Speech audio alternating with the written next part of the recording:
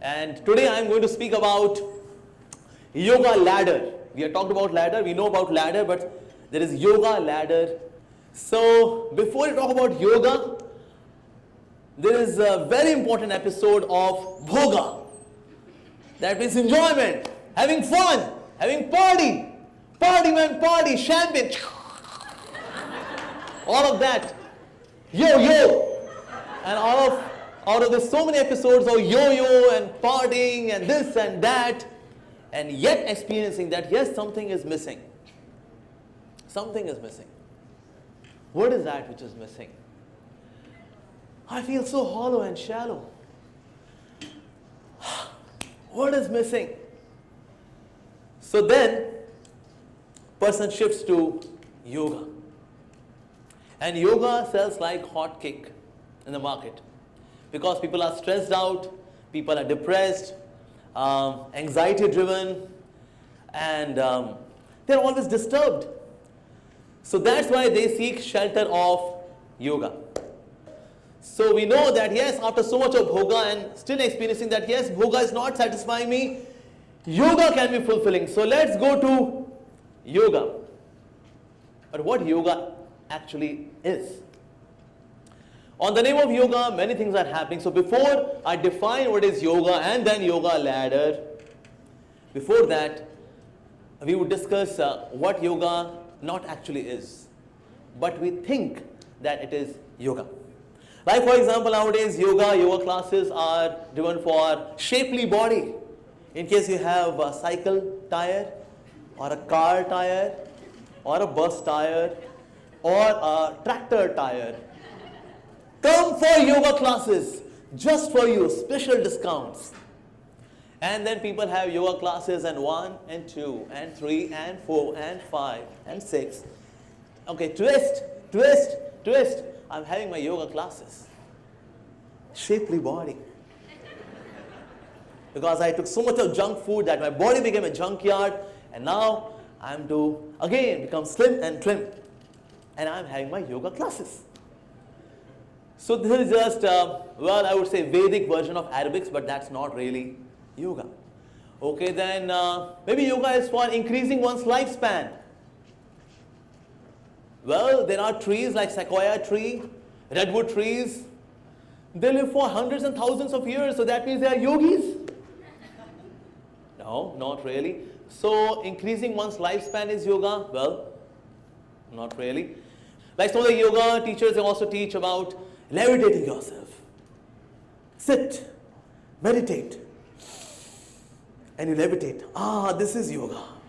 Just imagine in this auditorium, no chairs required. Okay, everyone. Ah. So is that yoga? No, that is not yoga. Yoga comes from the Sanskrit word, the root word is yuj. That means union. Okay, union. What kind of union is this? Well, this is union in love. Union in love. Now, what's the basic prerequisite for love? What's the basic prerequisite? There has to be two. There has to be two. Then there can be love. In case there is one, then that's known as self-obsession. That's not really love. Like there are people who are self-obsessed, narcissists, self-lovers. That's not really love. Love means two. Okay, love means two. Who are these two? So that's living entity and God. So the process of reviving love between a living entity, that means all of us, and God, that very process is known as yoga. So we have defined yoga. So now we come to yoga ladder. So what's the first step of the yoga ladder? After all of this party, this, that, yo-yo, the first step is known as karma yoga. There are people who seek to be karma yogis, and they're proud to say that I am a karma yogi. But what's really karma yogi? Karma yogi means the one who has connection with God through one's karma, through one's duties, and that's known as karma yogi. So what does this karma yogi do? He does his task, what he likes to do, and offers some result of it to God as well. Okay, God, some fruit for you also. Fruit for me as well. some fruit for you also. And that's Karma Yogi. Like to give a typical example of Karma Yogi, one lady, she came to our temple and it was Sunday. And our cook, he was sick. So there was no prasadam which could be cooked. So I requested this lady, excuse me ma'am, would you like to peel potatoes as we have to make prasadam for these 500 people who have come to our temple? Would you like to peel potatoes please? She said, excuse me, do you know whom you are talking to? I said, I'm sorry. She said, well, every month I give 20,000 rupees donation to your temple. And you are asking me peel the potatoes. You should know who you are talking to. I said, oh, well, I'm very, very sorry. I'm very sorry. I didn't know that you are contributing every month 20,000 rupees in service to God and humanity. That's really wonderful. Now this lady is actually a good soul. She works very hard, she earns money, and out of her earnings she gives 20,000 rupees. So this is Karma Yoga. That means one does what one likes to do and offers the result to God as well. Okay, God, offering for you as well. But I will do what I like to do. I have got my own psychophysical nature and I will work as per my psychophysical nature. I will not do that which is required. Like peeling potatoes was required. I will not do that, but I will do that which I like to do, which I love to do. And I offer the result of that to God as well. I keep few results for myself as well. And I give the result to God as well. So that's Karma Yoga. And very famous verse in the Bhagavad Gita, with the same sound, with the same music as Rabindra Jainji, as he sang in Mahabharata. Karmanyavadikaraste ma phaleshu kadachana ma karam phalheturvur mate sangosva karmani Adhashri Mahabharat Katha. So at least 3 verses B.R. Chopra, he could let entire India memorize, and one of the verses is this one. That means you have the right to do your duty, but you should not be attached to the results of your actions. Now somebody may think, well, I should not be attached to results. When we look at results, that motivates us, that gives that fire. But actually you will see when you are not attached to your results, then you get better results. Because in case you spend your 50% energy in thinking of the result, that will be successful, failure, failure, successful, successful, failure, failure, successful. If I will be successful, then Preeti will marry me. If not, then she will run away. No. 50% energy is being spent in contemplating about the result, and 50% energy for the activity, the duty. On the other hand, there is another person known as, say, Rahul. He spends 100% energy in his duty, not thinking about the result. Who will get better results? So first one, Bablu, and second one, Rahul. Who will get better results? Rahul, obviously. So when Lord Krishna says in the Bhagavad Gita that one should not be attached to the results, but should focus on the duty, that gives better results. And then you are more tension-free. You are more relaxed because you are focusing just on your duty. But what about the result? The fruit of your action. Give this fruit to God. Well, fruit to God? That's my fruit. I'll make that fruit chart for me. Why should I give this fruit to God? When we give fruit to God, then what happens? Then that very karma, which we actually invested to get those fruits, karma becomes purified. And when our karma becomes purified, our earnings become purified. And when my earnings, they get purified, the food which I purchase with these earnings, that food is also purified. When this food is also purified, and I eat that food, my existence is purified. And when my existence is purified, then my intelligence is also purified. And once my intelligence is purified, then in the yoga ladder, I am going to now the next step, which is Gyan Yoga. So Karma Yoga prepares my intelligence for the next yoga, which is Gyan Yoga, because now my intelligence is ready.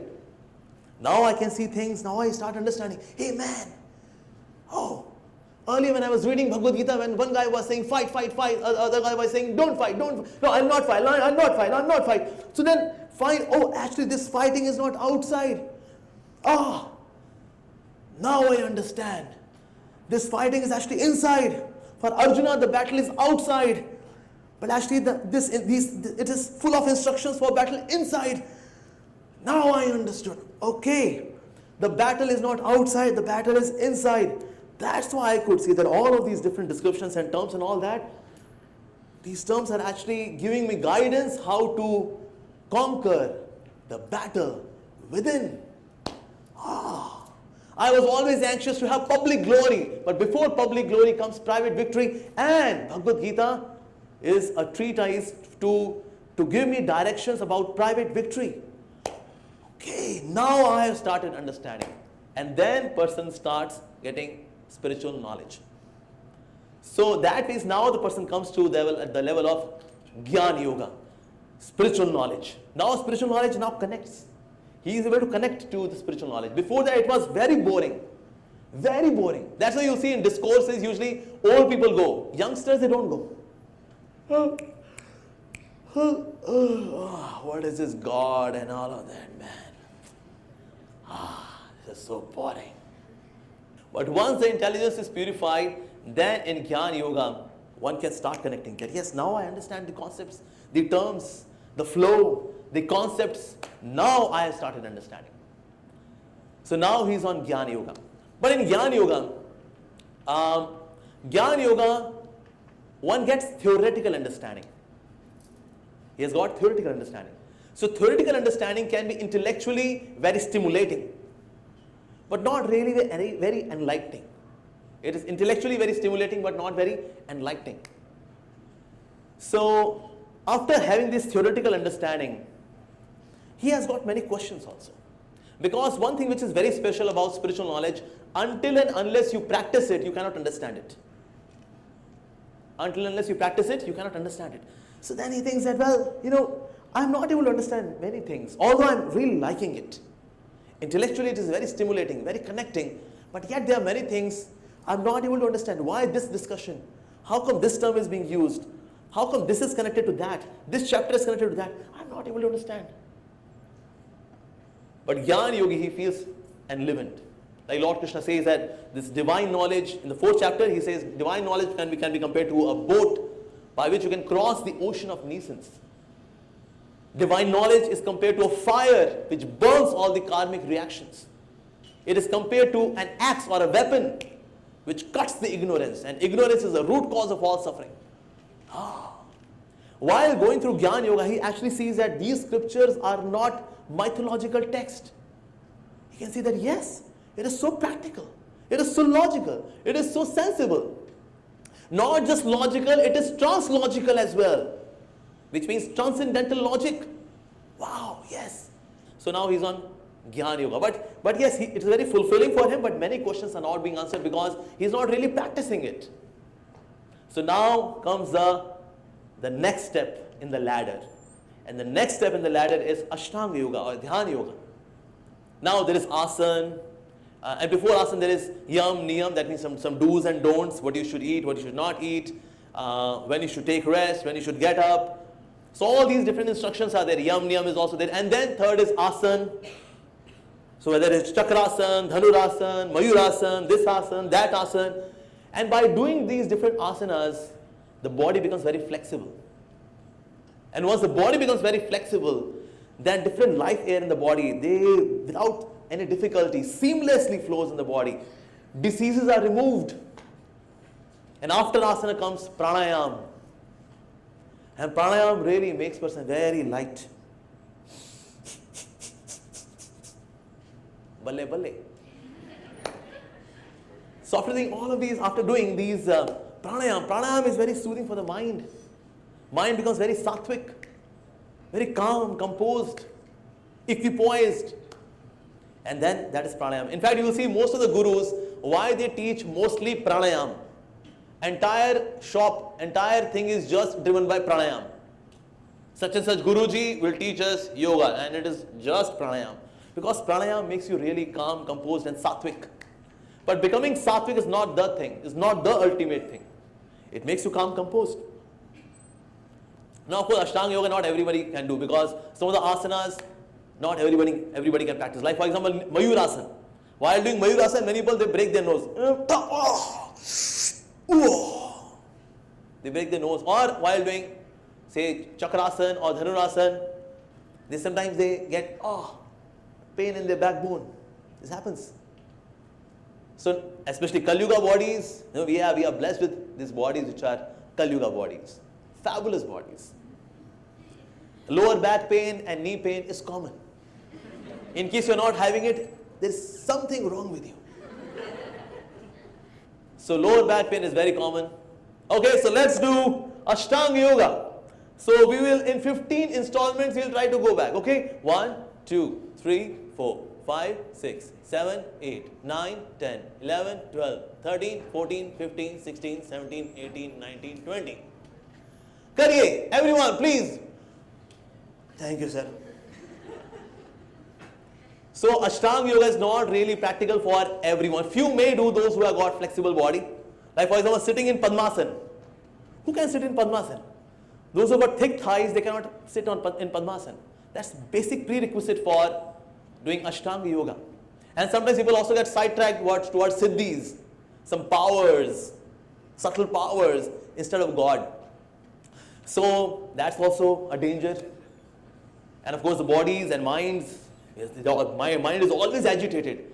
So how to do Ashtanga yoga? But yes, in case somebody is able to do Ashtanga yoga, then I see the Lord who is so beautiful, but I want to serve Him, I want to interact with Him, but this person is not speaking to me. Excuse me, you are so beautiful. I can see you in my heart. Hello? Hello? But the Lord is there, smiling. So your smile is gorgeous, but I want to talk to you. I want to serve you. I want to be in love with you. So then this very thing which is not fulfilling for a yogi who has actually become an Ashtanga yogi, now comes the next ladder, which is Bhakti yoga. So we started with Karma yoga. Okay. After doing Karma yoga, he comes to Gyan yoga, because the intelligence is purified. But because he's not practicing it, it's not very fulfilling. So he starts practicing. And after practicing, he sees the Lord, but he's not able to have exchanges. Because love means exchanges, not just admiration. Yeah, you are beautiful, you are gorgeous, and that's it. What kind of love? So now comes the next ladder, which is Bhakti yoga. In Bhakti yoga means it's a yoga of divine love. And love means service. Love means service. It is not that, oh, roses are red, the sky is blue, oh my darling, I love you. And after some time, once I am fed up, so roses are dead, I have flu, don't come near me. Pare hat tu. So that's not really love. Sometimes people think that, Karma yoga, Gyan yoga, Ashtanga yoga, Dhyan yoga, or Bhakti yoga, these are 4 different paths. You can choose either of them. Either Karma yoga, or Gyan yoga, or Ashtanga yoga, or Bhakti yoga. Choice is yours. So let's take out Parchi, let's take out the chit. Gyan yoga. Is it like that? No. It is yoga ladder. It is one path, and gradually, step by step, it is the culmination of fulfillment of love, divine love. What is our heart deep quest? Is to love someone and to be loved by someone. That's our heart deep quest. Even if this quest is being quenched in a pirated way, by having the love affairs of this world, people, they just lose themselves, they are lost. Have you seen some of the boys and girls when they're talking? Yeah. Aur batao. Yeah. Parents say, beta, beti, come, have your lunch. Yeah, coming. But they continue to talk. Even they forget eating and sleeping. Just because that quest is being met in a pirated way although. But even then, people are lost. They even forget eating and sleeping. While being on bed, they have their blanket, and inside the blanket, yeah, aur batao. So it is our heart deep quest. The natural function of the soul is divine love. And this divine love is being cultivated like this. Now this is known as yoga ladder. Step 1, step 2, step 3, step 4. Ladder. Now one way to reach up is ladder. Another is elevator. When you go to, say, for example, say metro station, or you go to airport, so there are two options. One is the ladder, another is the elevator or escalator. Which one usually people choose? Which is more effortless? The escalator. You go by ladder. Escalator. So finally when somebody comes to Bhakti Yoga, then he realizes, oh, here is that supreme absolute truth, whom I was thinking that he is formless light, because I was taking God so lightly, that he is just light. Well, he is more than light. I could see that, yes, he is there in my heart. He's such a beautiful, gorgeous person from whom this light was coming. And finally I have come to this feature of the Lord, the supreme absolute truth. Yes. And then that's why Lord Shri Krishna says, Manmana bhav madbhakto madhyajimam namaskuru. This is Bhakti Yoga. So this is yoga elevator. Yoga ladder is also there, yoga elevator is also there. So which is our heart deep quest? Is to have that divine love, intense love, maddening love, self-forgetful love, which is absolutely ecstatic, euphoric. That love is the heart deep quest of everyone in this world. But we should know what is the right address of this love. So through this TEDx talk, I pray that all of you may become successful in reviving this deep, intense, maddening love for that Supreme Lord, so that we make this human form of life, which is such a rare gift of God, we make this human form of life a great success. So I wish you all the very best in your spiritual endeavors. Thank you very much. Hare Krishna.